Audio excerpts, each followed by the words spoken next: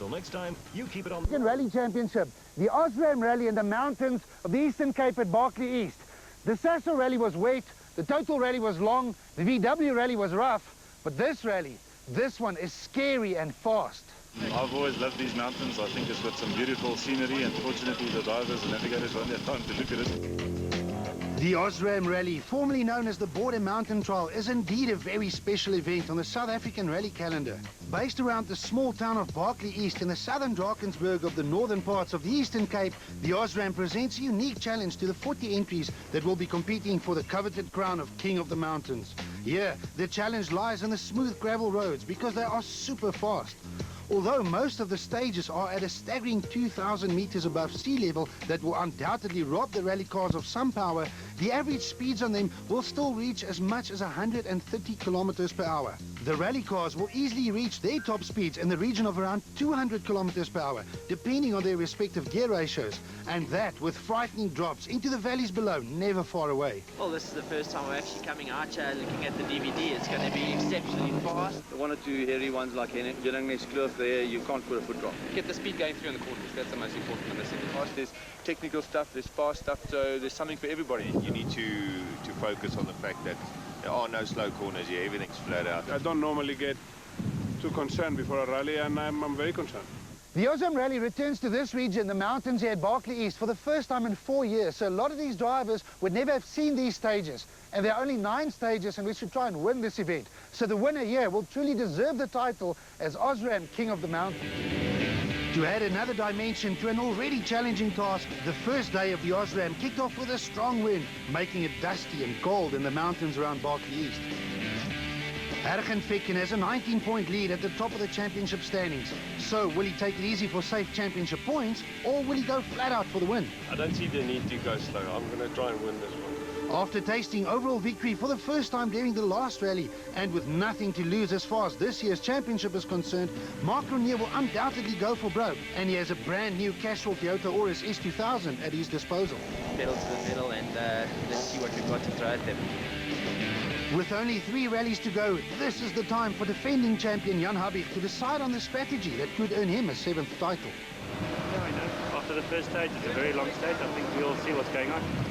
Enzo Keane may still have a mathematical chance of repeating his 2006 Drivers' Championship, but a victory on the Osram will be more realistic.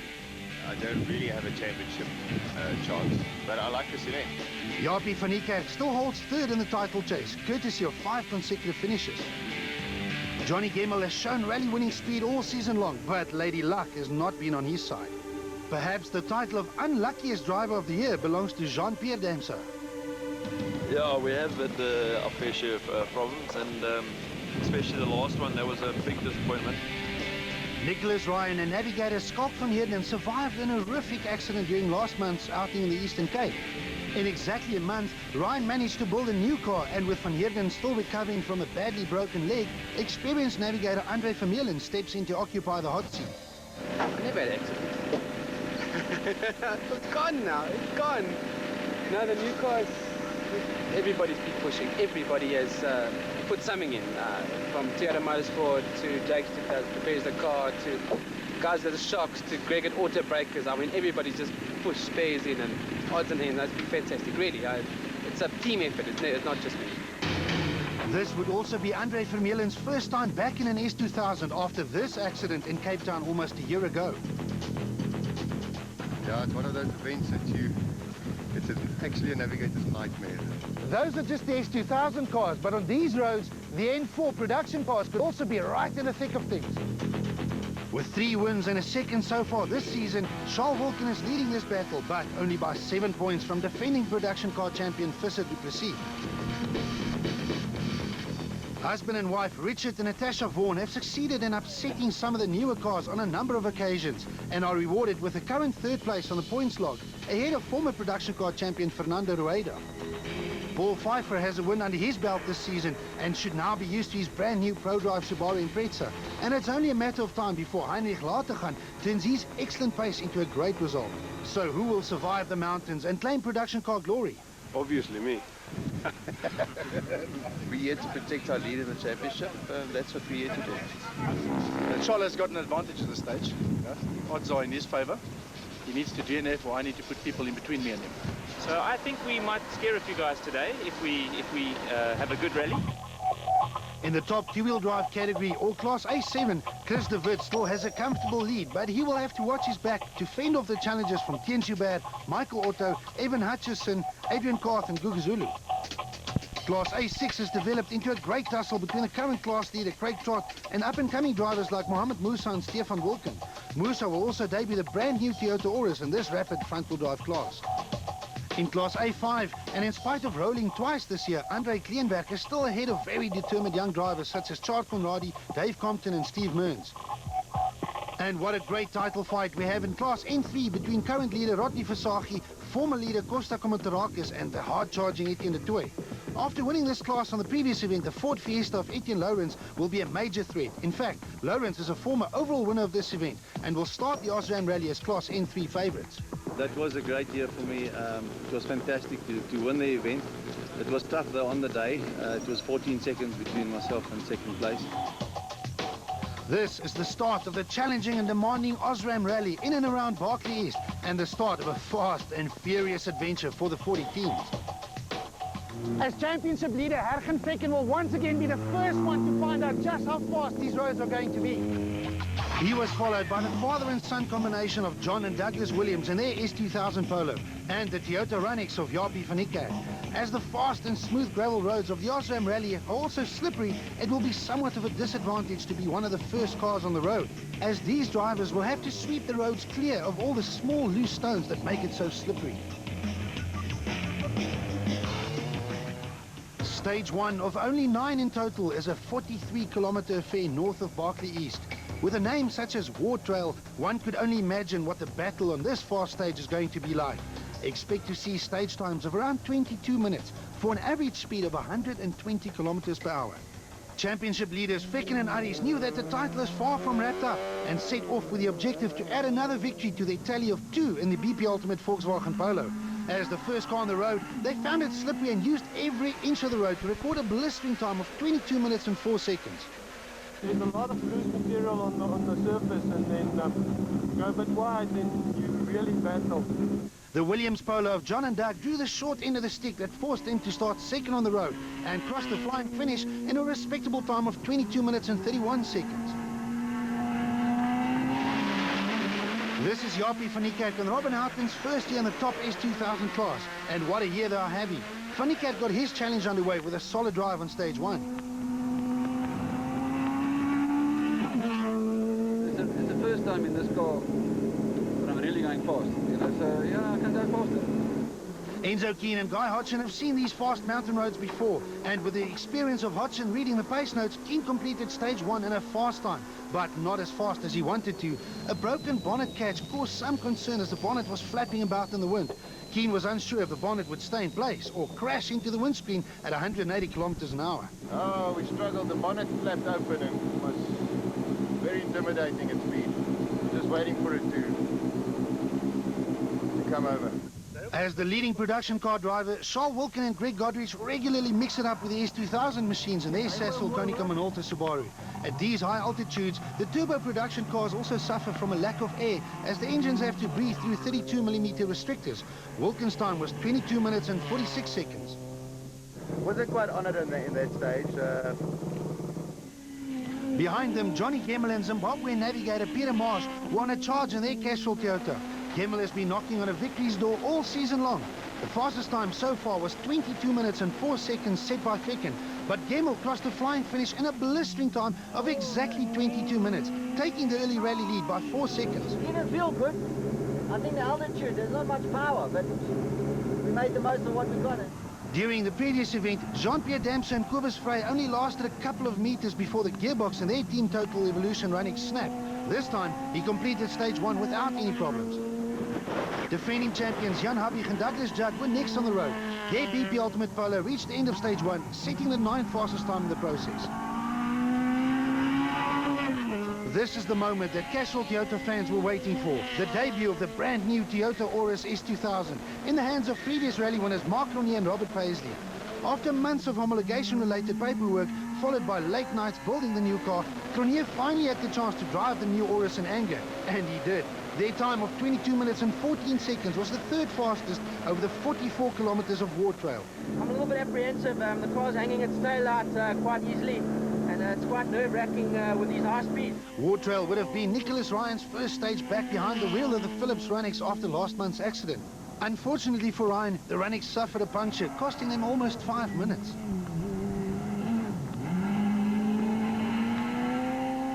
I'm a bit cautious. I had a bit of a moment here now, but Andre's fine. Andre's fine. The revelation of the season so far has been the speed of Hein Latergan and Johan van der Merwe. Since moving from a turbo diesel Golf to the Steve's Auto Clinic Subaru, Latergan has become a thorn in the sides of many production car competitors. He set the 10th fastest time on stage 1. Charles beat us by 10 seconds, it looks like. I think we were a bit cautious the first bit. We got a bit of a rhythm later on, but I'm happy. Behind Wilken and Latergan, a battle started to form between the rest of the Class N4 production car drivers. Paul Pfeiffer and Cindy Harding in the Nobili Subaru completed stage 1 a mere 3 seconds faster than the Pertex Subaru of defending production car champion Visser Du Plessis and Gerard Snyman.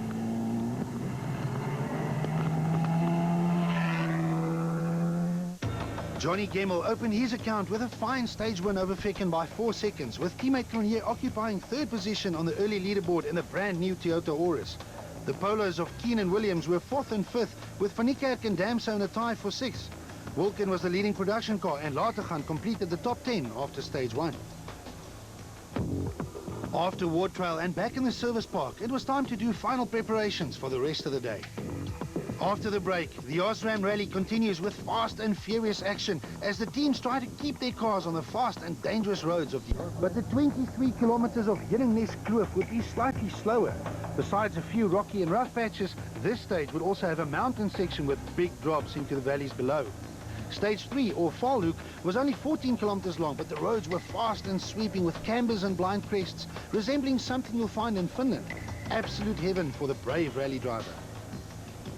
On the opening day of the Osram Rally, Fecken and Arries would be the first ones on all of the day's 4 stages to find out how fast or tough the roads would be. In Hiddenness Kloof, the BP Ultimate Polo recorded the 4th fastest time and could only manage the 6th fastest time on stage 3. John Williams is still the youngest driver in the top S2000 class, but he's quickly gaining valuable experience, and sometimes things are just not going your way. Frustrated, hell of a frustrated, because again, having problems.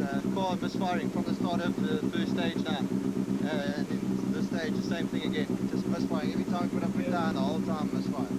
So we just lost so much time, it's just frustrating. Although he maintains that his only aim is to finish every event, Jaapie van Niekerk with Robin Houghton in the hot seat is getting quicker and quicker with every event. Their Toyota set the 6th fastest stage time on stage 2 and equaled the 7th fastest time on stage 3. Van Niekerk had reason to smile. It was a good one. That was a very good one. We enjoyed it. I made mistakes here and there, but we fine. I enjoyed it. But rallying is a cruel sport, and Van Niekerk's joy didn't last long. While Van Niekerk was trying everything he could to get the car going, Houghton explains. No problem in the car in stage, and suddenly, on the open section, we were cruising along and the car started misfiring, and eventually just died completely. Keen and Hodgson were going flat out to recover some of the time lost in stage 1 due to the loose bonnet. 5th fastest in stage 2 didn't do it, but the quickest time in stage 3 definitely did. It's very slippery in there. The Sasol Konica Minolta Subaru of Charles Wilken and Greg Godrich was the first of the production cars to tackle this loop of stages without any service in between. A mistake or problem on any of these 2 stages will stay with you all the way until the end of the day. Wilken took it a bit too easy and lost some time to his main class N4 rivals. Yeah, it's quite fast, but it's much better than the previous one. Johnny Gemmel and Peter Marsh have nothing to lose as far as the overall championship is concerned, so the pairing went flat out in their last outing in the Cashville Toyota Runnix. For the next event, Gemmel will also be in a new Auris. They completed 2 excellent stages to maintain their overall lead and to establish themselves as the team to beat at the Osram Rally. JP Damso and Kobus Frey are due for a good result and were well on course to achieve just that. The Total Evolution Toyota Runnix blasted through Hiddenness Kloof in the 2nd fastest time of all and followed it up with a 5th on stage 3. Yeah, the one before this was a nice day for us. This one was a bit quick again. Not committed. So see tomorrow if we can walk with it. The third of the BP Ultimate Polos was having a safe and conservative afternoon, with Habig and Judd struggling to keep up with the leading pace. With Gemmell, Keane and Damso all setting blistering stage times, Mark Cronier and Robert Pacey knew what they had to try and beat, and that's exactly what they did. The Auris won stage 2 by 6 seconds and only gave away 3 seconds in stage 3 to move into second overall. Starting to settle down. The previous stage was a little bit more tight, and yeah, it was really, really good. It was a nice feeling to drive it through that. So I'm looking forward to some more of the tighter bits, and hopefully we can work on the faster bits. Behind the leaders, Nicholas Ryan and Andre Vermeulen in the Philips Toyota Runnix were still trying to recover from the time lost in stage 1. It's feeling better every time, but I've got a miss. It's still there. In the battle between the production cars, Latergan and Van der Merwe drove brilliantly to fly straight into the production car lead after stage 2 in their Steve's Auto Clinic Subaru. Paul Pfeiffer and Cindy Harding were also on the move and getting to grips with their Nobili Subaru Impreza from ProDrive in England. Pfeiffer showed some of his speed by setting the equal third fastest stage time of all the cars in stage 3. The Pertex Subaru of defending production car champion Visser Du Plessis and Gerard Snyman was again flying like always, although they had some time to make up behind leaders Latergan, Pfeiffer and Wilke. The previous stage we did the fastest time with a loose back wheel. Not the wheel itself, the whole hub is loose. So after stage 3 and 80 competitive kilometers, Gemmell was leading by 6 seconds in his last outing in the Toyota Runnix, followed by teammate Cronier behind the wheel of the new Auris. From first on the road, Ficken was only 9 seconds off the lead, with Keane and Damso in a battle for fourth.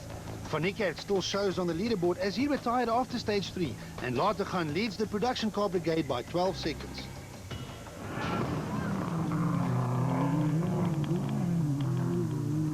Stage 4 of the Osram was a short 2-kilometer affair at the showgrounds in Berkeley East. It was also the last chance for the drivers to try and improve on their respective positions, although only 2 kilometers isn't really enough to do anything to the overall standings.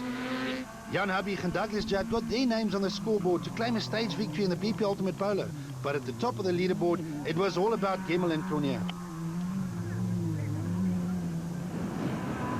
Behind the S2000s and production cars, the rest of the 40-car field also had a taste of the fast Osram roads. In Class A7, the rapid front-wheel drive class, Tian Schubert and Henny Boertes took the early initiative in their Salom Group Polo by setting the fastest time in stage 1.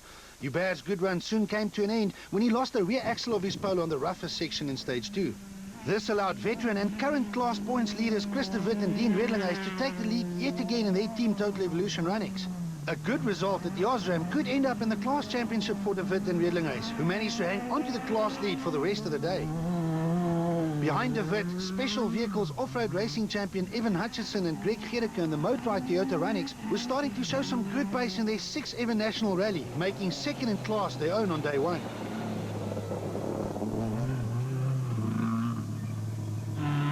Adrian Carth and Rikus Fourie in their Neck Connect Polo moved into third place, but had to retire in stage 4 following a blown head gasket.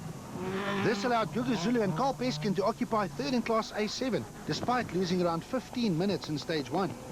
Everyone was hoping for another great tussle between the Class A6 warriors. Stefan Wilken and Llewellyn Fourie in the Panhard Seeds Polo blasted out of the blocks and took the early class lead, a lead they would hold on to for the rest of the day.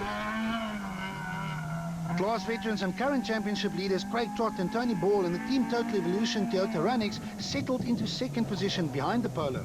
Trott and former driver-turned-navigator Tony Ball would also have seen these roads before and weren't taking any chances that could compromise their championship lead. The hard-charging Mohamed Musa and Grant Martin were the second team to debut a brand-new Toyota Auris, the first Auris to compete in Class A6. Musa had very little time to test the car and to iron all the teething problems out. Besides losing a massive amount of time in stage 2 due to those teething problems, Musa managed to set competitive times on the rest of the stages to lie in third. In Class A5, the training ground for future stars Chad Conradi and Tian Rabe continued their recent run of good form in the Techwood Toyota Taz by taking the class lead in stage 1 and holding on to it for the rest of the day. Steve Mearns and Kieran Noonan drove their multi-purpose cement Toyota Taz into second in class for one of their best performances so far. They finished the day just 15 seconds from the class lead. Dave Compton and Derek Jacobs in the Sasol Toyota Yaris were lying in third, and with more than 100 kilometers of special stage distance waiting to be covered on day 2, still within striking distance. Class N3, the production car class for cars up to 2 liters in engine size, probably provided the drive of the day. Etienne Lawrence and Alvin Coetzee not only drove the HRD and Ford Racing Fiesta to a very comfortable class lead, but ended the day in a fantastic 12th position overall and ahead of much faster machinery. Perhaps this wasn't a surprise because Etienne Lawrence still owns the title of Osram King of the Mountains, following his previous overall win year 4 years ago. Class Championship leaders Rodney Versage and Carolyn Swan and their team Total Evolution Runnings had no answer for the Flying Fiesta and only managed to sneak into second place after the Jonas Way Toyota Runnings of Chase Atwell and Dave Milner ran into some trouble. Etienne de Toy and Patrick Vermaak were enjoying their first taste of the Osram mountain roads and occupied third in their Sasol Toyota Runnings. Husband and wife Rian and Hester Erasmus were again the only entrants in Class N2, but had a faultless day behind the wheel of the ABC Motors Toyota Corolla. So with 84 kilometers under the belt, Johnny Gemmell ended the first day of the Osram Rally with a slender 1-second lead from his teammate Mark Ronier in the brand new Auris. From first on the road, Fecken drove well to only be 12 seconds adrift, with Keen and Damso still in their own battle for fourth. Latergan was leading Wilkin and Duplessis in the production car chase. Plans for tomorrow is really just to carry on where we left it today and make changes, get the car more optimized, and we're making some more changes now, and I think it's going to be a positive step forward again. Yeah, I think for the day we've been driving in front, and the two guys who are ahead of us were driving 5th and 6th or 7th, 8th on the road, so I don't think it's too bad. We'll get a better position tomorrow and we'll push and see if we can catch it. Tomorrow we want to choose 8. I think the further down a bit better it gets, because you know the guys in the front are sweeping a little bit and it makes a bit of difference. Chris de Wit was well on track to be crowned the first class champion of 2008, with a comfortable lead over the Motorrad Runnings of Evan Hutchison, with Kruger Zulu more than 15 minutes behind. Stefan Wilken was again setting the pace in Class A6 ahead of Trott, while Musa was experiencing teething problems in his new Auris. Only 42 seconds separated the first 3 A5 runners, with Steve Mearns the meat in the Conradi and Compton sandwich. And what a performance by the reigning king of the mountain, Etienne Lawrence in the little Ford Fiesta. He was chased by the Toyotas of Versage and de Toy. Day 1 of the Osram was a thing of the past, and as the sun started to set, a typical Eastern Cape cold front started to move in, bringing with it some uncertainty and anticipation for day 2. After the break, we return to an even more windy, wet and cold Osram Rally. Morning, day 2 of the Osram Rally, and as you can see, windy and dusty has now turned into wet and misty, which means that the teams are now allowed to use wet tires.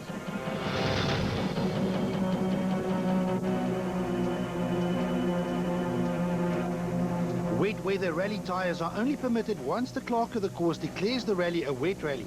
Such a declaration usually results in drivers and navigators, technicians and team bosses running up and down the service park to see what the opposition is doing. So-called wet weather tires have more grip, but they puncture more easily, so to run on them is somewhat of a risk. And although it rained cats and dogs overnight, word was that the stages weren't too wet. But how will this influence the team's decisions? When we had the choice last year of running wets or dries on any stage, we often used to use the wets because they provided better traction. Now that we've been given the option, that's the way we're going. Kind of the feedback from the stages is that it's not too bad. 44 Ks on wets is a bit of a gamble. I think the guys who are a little bit further back into JP, they might take a risk and it might pay up for them. As the overnight leaders, Toyota drivers Johnny Gemmell and Mark Ronier had the opportunity to choose their road positions for day 2. We chose the 7th on the road today because we wanted to try and get behind the Volkswagens. So, you know, out of sight, out of mind. And let's see if we can pile the pressure on. You know, it's time that they start making some mistakes too. This left Paul Pfeiffer with the unenviable task to be the first car on the road on all of day 2 stages. Obviously, I'm actually only 18th overall because I've got a 4-minute time penalty, but the draws for the top 8 work on your stage time. So as far as my stage times yesterday, I was 8th overall. So that's why, you know, I get into that top 8, and then now obviously I never had a choice for the road position, so I'm now first on the road. So it's back to Ward Trail for another run over the 44-kilometer smooth and now also somewhat wet gravel roads north of Bartley East. The stage times would soon reveal if the conditions were going to be worse, courtesy of the rain, or if they would in fact provide better grip due to the top loose layer of dirt being gone and the surface being a lot firmer due to the wetness.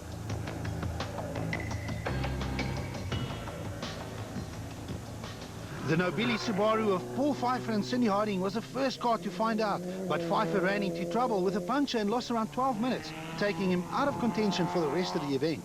Production car leaders Hein Latergan and Johan van der Merwe were next on the road. The Steve's Auto Clinic Subaru crossed the flying finish in a time of 22 minutes and 18 seconds, or a massive 38 seconds faster than the day before. Latergan was involved in a great tussle with current production car points leaders Charles Wilkin and Greg Godrich.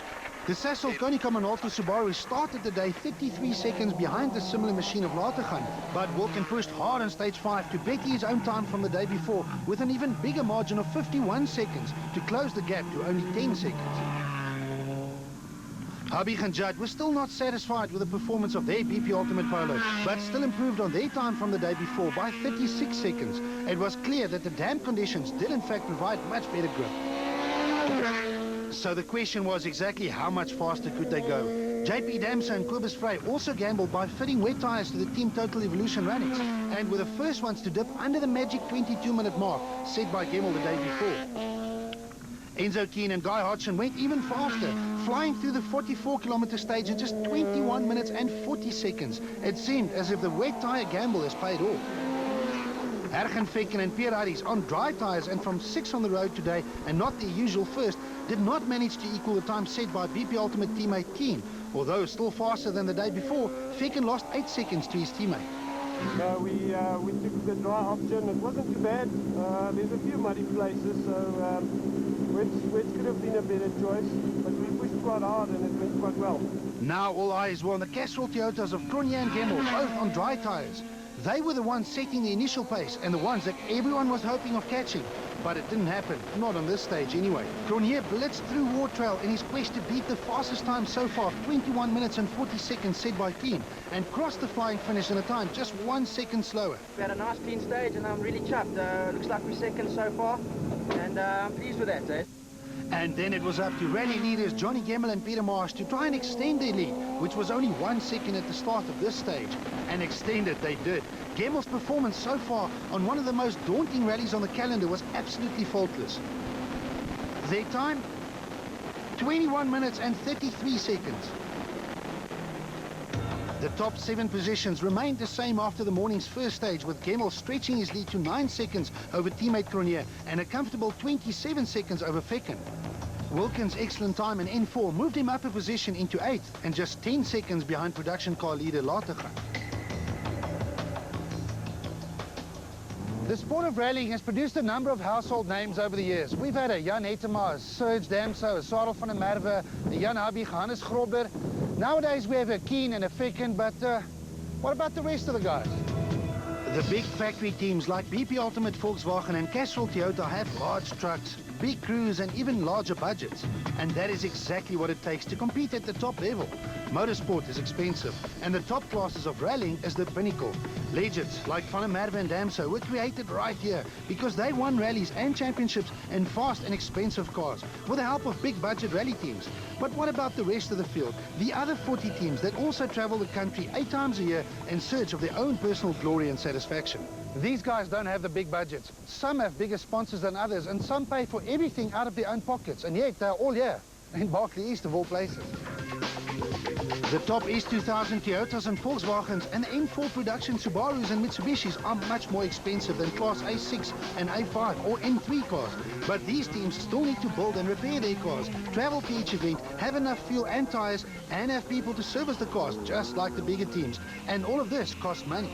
But fortunately, besides the big sponsors like BP, Castrol, Total and Sassel, there are more sponsors who recognize the fantastic sport of rallying as a tool to build a winning image for their company. Sponsors like Konica Minolta, Philips, Vertec, Motorrad, Salom, NetConnect, Barlowall, Panhard Seed, Steve's Auto Clinic, Kulungile Metals Group, De Goede Finance, Techwood and Multipurpose Cement ensure that the Sassel South African Rally Championship can boast with a full field of entries on every event. So what does it mean for a so-called privateer to have financial backing? We are a privateer team. To get sponsors is quite difficult, but every bit helps. brings you here. With the likes of Fenner backing us, they're a great company. They support us everywhere we can, and without them, we can't go nowhere. So everybody else just does a little bit just to help out, which everything goes a long way, especially when you're a privateer. You can't rally competitively without financial backing. You really can't. And since KMG came on board for me, they've basically given me the opportunity to drive with Dunlop tyres. All the boys are running Dunlop tyres, and with KMG's money, I can buy Dunlop tyres. It helps a hell of a lot because, you know, it's a very expensive sport, especially running towards the upper classes. You know, it's a high budget and it's competitive. It makes a difference between competing and not. You can struggle for years and you can try and compete on the national circuit.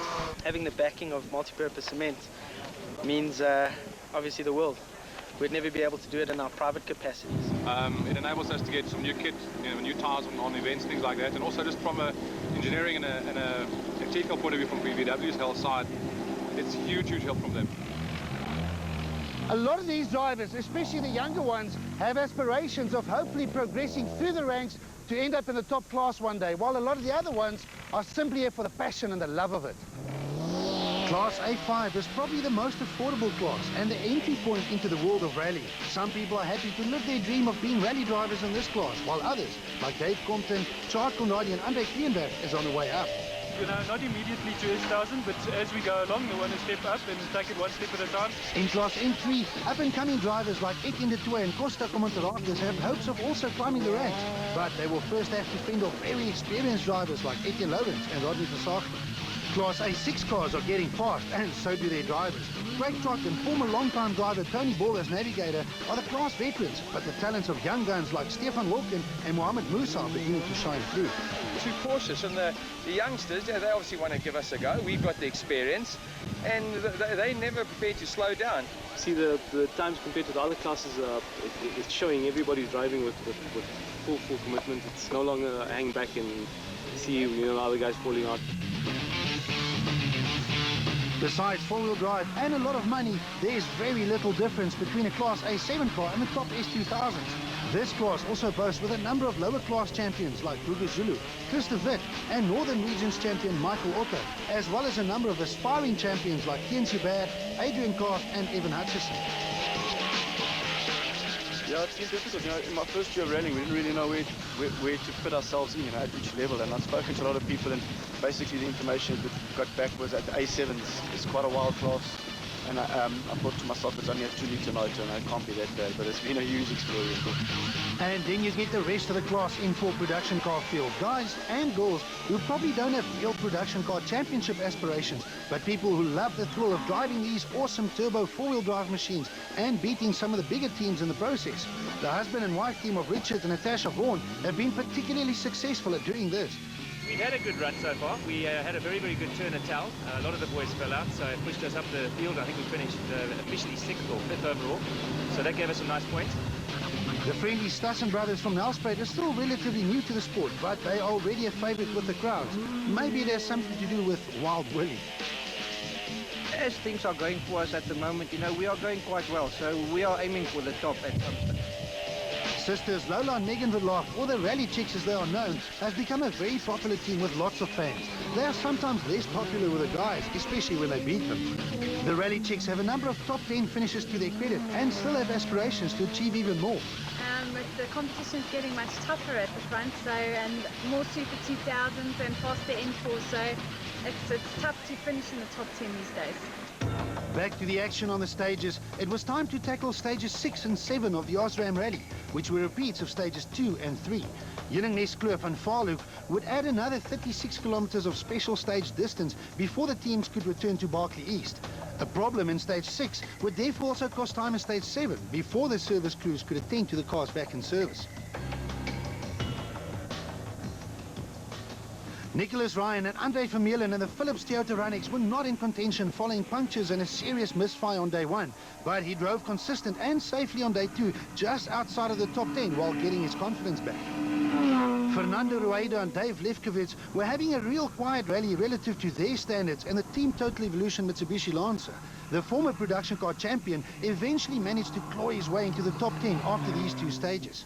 It was going much better inside the Williams Polo on day 2, with John setting very competitive stage times and finding his rhythm on roads that he's never driven on before. The Polo's misfire was gone, but they hit a little trouble towards the end of stage 7. Yeah, it was about a couple of k's from the end, so it got a bit hairy through the left corners there, but we just didn't want to give up, so we kept going. So I don't think we lost too much time. This required some roadside repairs. Hein Latergan and Johan van der Merwe were on course for their first ever production car victory. Latergan extended his 10-second lead over Wilken by another 8 seconds in stage 6, but this lead shrunk to just 8 seconds after stage 7. Latergan became the second driver to do some roadside repairs, but the Subaru was soon back on track and heading back to service. Visser du Plessis and Gerard Snyman were chasing hard in their Pertex Subaru. Remember, the title chase for production car honours is between Visser du Plessis and Wilken, and for du Plessis to successfully defend his title, he had to finish in front of Wilken. This wasn't to be, as the Pretoria businessman fell prey to one of the many crocodiles on the side of the road. 900 meters from the end, this third last stage. We still didn't go off the road, so I didn't make a mistake, but right on the edge, there was a boulder the size of 3 soccer balls in the gravel, and I went wide to take a left 6. And didn't even see it. Just heard a big noise, windscreen shattered. With du Plessis out of the equation, Wilken and Godrich could probably afford to relax while stretching their production car points lead in the Cecil Konica Minolta Subaru. But with only stages 8 and 9 to go, Wilken was just 8 seconds behind the production car lead held by Latergan. It must have been very tempting. Quite close, so we'll see if we're going to push or not, the last 2. Habig and Judd were driving safely and occupying 6th position in the BP Ultimate Polo, but with teammate and championship leader Ficken fighting it out with the leaders, the champions must have started to see the chances of another title slipping away. JP Damser and Kobus Frey have had no luck whatsoever this year, but instead of wondering if it was going to run out on this event too, he blasted through stages 6 and even collected a stage win on stage 7 in the process. Yeah, but I think Enzo will be quick in this one. We had a good stage there. Their team Total Evolution Run-X was in a tight battle with a BP Ultimate Polo of Enzo Keen and Guy Hodgson for 4th. Keen drove hard on these 2 stages to finish a mere 2 seconds ahead of the chasing Dancer.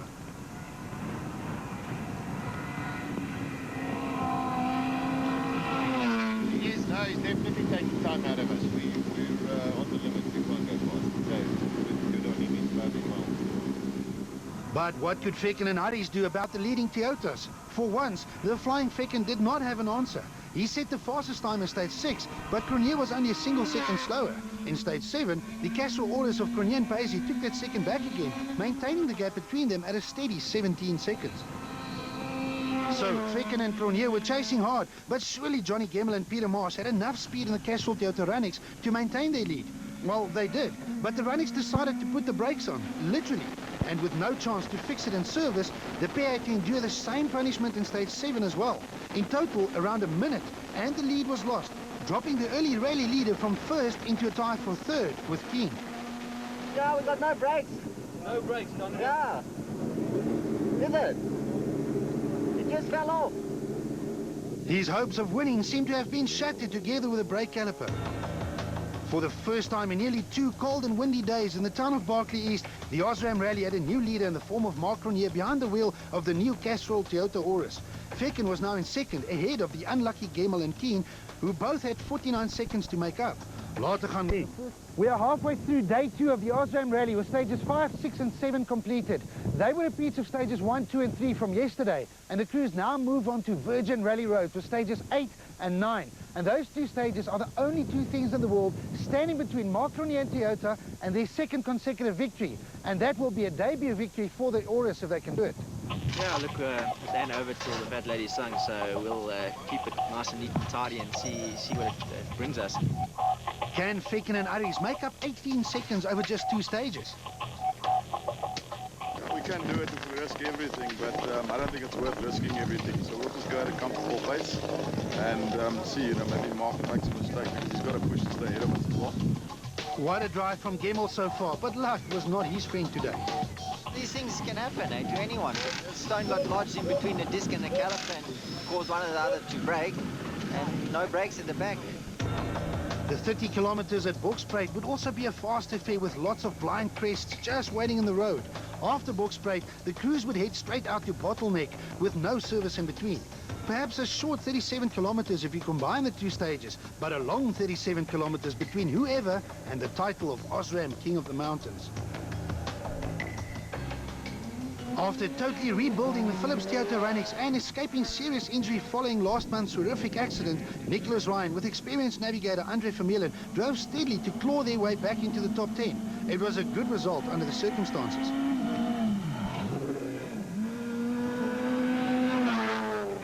Fernando Rueda and Dave Lefkowitz were probably not satisfied with 9th overall, but the Spaniard and his team Total Evolution Mitsubishi nevertheless survived the tough challenge of the Osram Rally to end 3rd in this production category. John and Doug Williams once again did extremely well to bring the Williams Polo home in 7th, and that at their first attempt at the Osram Rally against much more experienced opposition. Williams is one to watch over the next few years. Defending champions Jan Habig and Douglas Judd had a quiet event according to their standards and brought the BP Ultimate Polo home in 5th overall.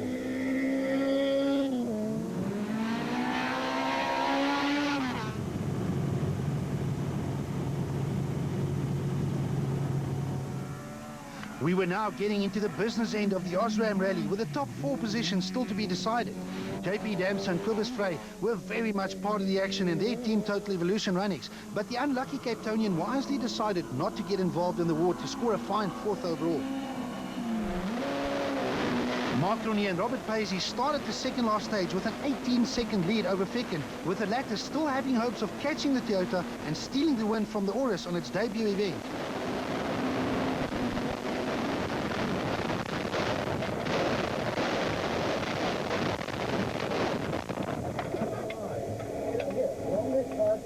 Over crest into your right foot.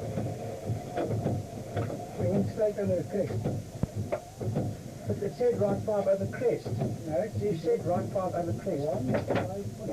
For Toyota and Cronje, it was a sad end to a perfect weekend, but encouraging to know that the Aurus had rally-winning pace straight out of the box.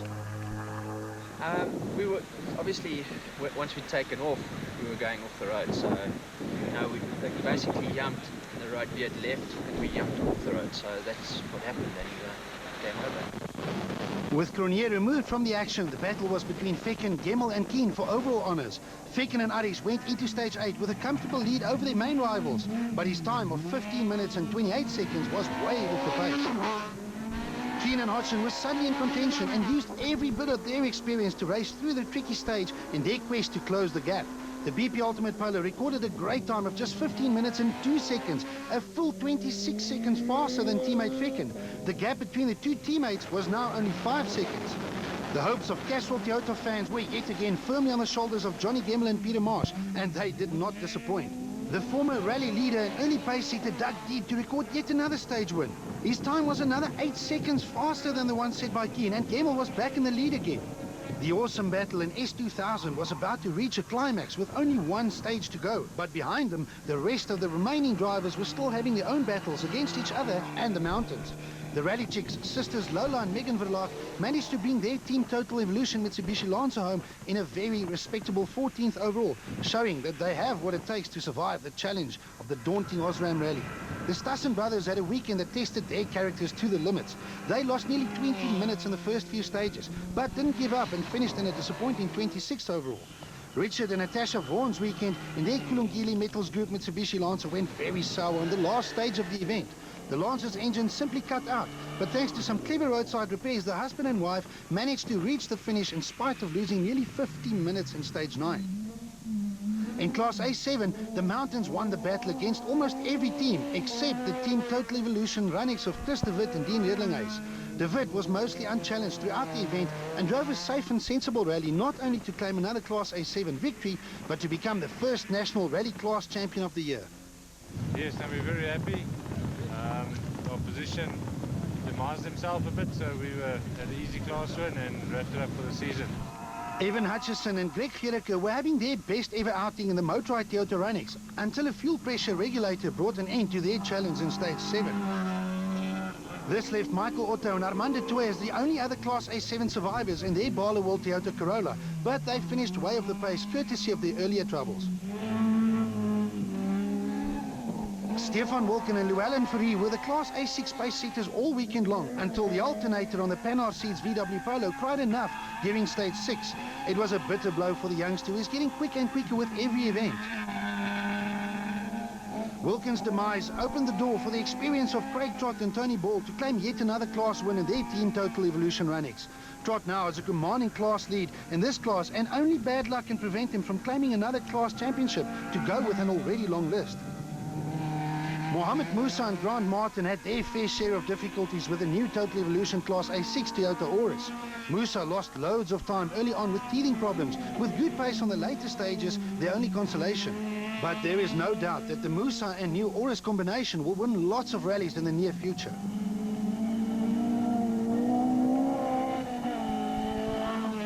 The Osram was also cruel to early Class A5 leaders Chart Conradi and Tian Rabe and their Techwood Taz. Conradi was having a great drive until a broken crank pulley halted their progress in stage 7. This opened the door for the Sasol Toyota Yaris of Dave Compton and Derek Jacobs to claim the class win, their second of the season.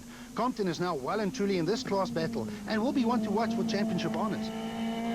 This was a hard fight back. We were a couple of seconds, about 42 seconds behind after yesterday, and we slowly progressed today and started edging out a bit of time. Andre Kleenberg and Des de Fortier overcame their fair share of problems in the BP Ultimate City Golf to claw their way back onto the Class A5 podium. Kleenberg's second place was also enough to maintain his class championship lead. Steve Mearns and Kieran Noonan were having one of their best ever outings in the multi-purpose cement Toyota Taz until Mearns had a slight off in stage 6, which cost him any chance of a higher placing. And what an inspiring drive from Etienne Lawrence and Alvin Coetzee in the Class N3 Ford Racing HRD Fiesta. Lawrence not only claimed his second consecutive win in this class, but demolished the Class N3 opposition to take the victory by almost 2 minutes.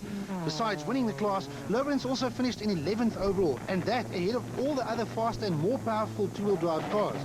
This victory may not have been as sweet as the overall win he scored with Andre Vermeulen in a Class A7 car 4 years ago, but it was still very satisfactory. Well, we've had 2 bad ones, so 2 good ones equals that out. It's great. We are very, very happy this time around. We did try hard. We had lots of problems yesterday with the thing going into limp mode, and but today no problems, and yeah, we pulled it through. Rodney Versace extends his overall class lead with a fine second place and 12th overall in the Team Total Evolution Runix. And although not able to match the pace set by Lawrence, Versace was still happy with his result. The up-and-coming Etienne de Toy with Patrick Vermaak in the hot seat claimed the final Class N3 podium position in their Sasol Toyota Runix. The Capetanian is another driver who is on the way up in the world of rallying and proof of the great depth of rally drivers that we have in this country. Costa Komantarakis and Lo Zietsman missed out on a class podium by a mere 9 seconds. Rian and Hestri Erasmus once again proved that to finish first, you must first finish. And although the ABC Motors Toyota Corolla was the only car in Class N2, they still made it to the end in a respectable 18th overall. Back to the final stage and the production car battle between Wilken and Godrich and Latergan and Van der Merwe. Wilken was only 11 seconds behind Latergan's lead and the prospect of adding another victory to his tally of 3 this year, but came up short against a very determined Latergan over the final stage.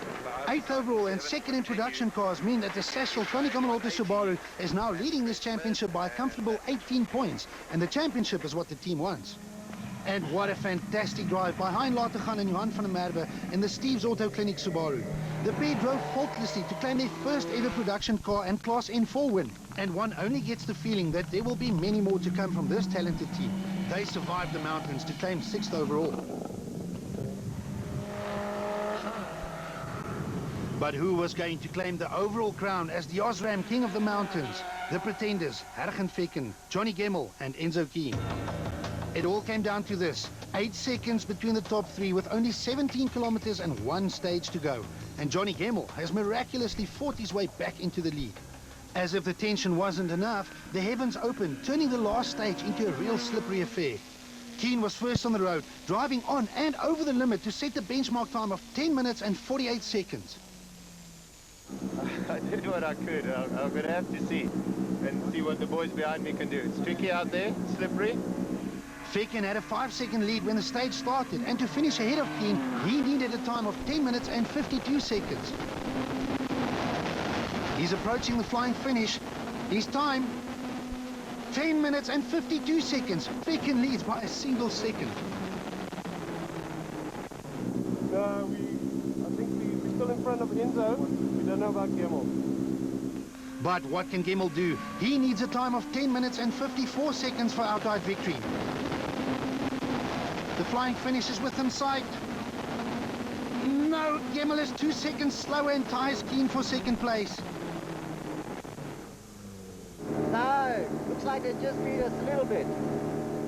Unbelievable. 3 drivers all within 1 second after 2 full days of rally. Back in Barkley East, Hergen, Fecken and Pierre Aris tasted champagne for the 3rd time this season. And with 3 victories and 2 second-place finishes in 6 events, the title now seems very close. The tie between Johnny Gemmel and Peter Marsh and Enzo Keen and Guy Hodgson had to go to the scorers to be settled. Gemmel was awarded the 2nd podium step by winning 3 stages to Keen's tally of 2, while Keen was thinking of all the places over 200 kilometers where he could have saved a single second. We just had to push really hard to win it in the end by 1 second. It's not much, eh? Yeah, very close, very close. So Fecken just beat us by a second at the end. We were actually tied with Enzo for second, but it goes by how many stage wins you've had. We've just got 1 more stage win, so we're second and he's 3rd. This was the first taste of champagne for production car winners Hein Latergan and Johan van der Merwe. Yeah, I mean, the first one, we are so happy now. I mean, it was such a tight race. It's actually nicer to win it this way. Charles and myself, we had a nice right on to the end. Confirmation then of Fecken's 1 second victory over both Gemmel and Keen, in probably the closest finish in South African rallying history. The S2000s of Damso and Habig complete the top 5, with Latergan leading the production car field from 6th. Nicholas Ryan completes the top 10. Christoph Witt wraps up the Class A7 title with another class win. And Craig Trott moves closer to yet another title with his Class A6 victory ahead of Mohamed Musa. Class A5 belonged to Compton ahead of Kleinwerk and Mearns, while Etienne Lorenz was king in Class N3 from Versaghi and De Tooy. Erasmus takes Class N2. The province is the